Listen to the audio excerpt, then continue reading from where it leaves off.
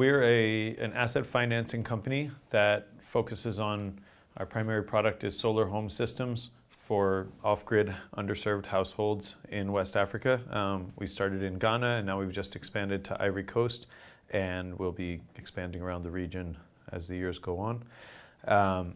We sell solar home systems on a pay-as-you-go basis. The business model is a lot more similar to the company that is like selling you a television or a washing machine on credit and you pay for it over time. Like our solar system, I'm not selling energy, I'm selling basically a home appliance that happens to be a solar system. And just like your washing machine replaces your need to wash your clothes by hand, this replaces your energy needs.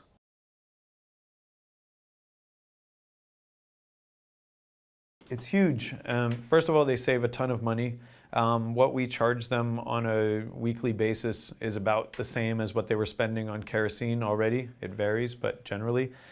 So they basically pay the same thing they were paying, and then after a year they've finished paying, and the thing's going to last for 5 years. So they save 4 years worth of energy spending, which is $800 to $1,000 in a lot of cases. Second of all, like when you think about how people live in a village, they'll have these kerosene lamps or they'll have maybe some dim battery-powered lamps.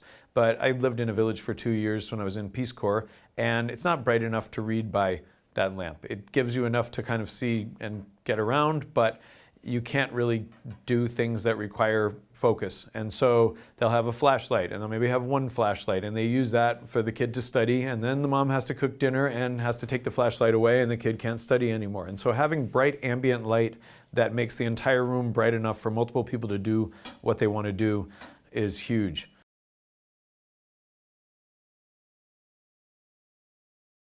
We're a social enterprise, so we're a for-profit company, but I see being a for-profit as much more of a means to an end rather than the end in itself.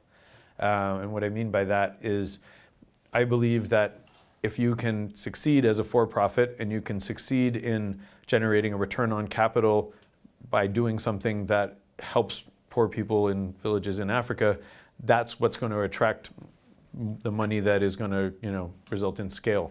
And that's how you're going to get these solutions to get to everybody.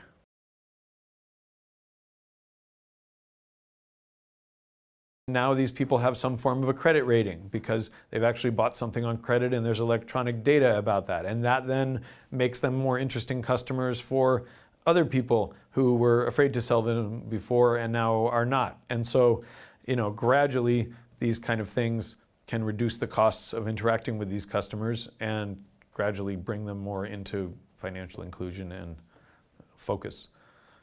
But it takes a lot of time.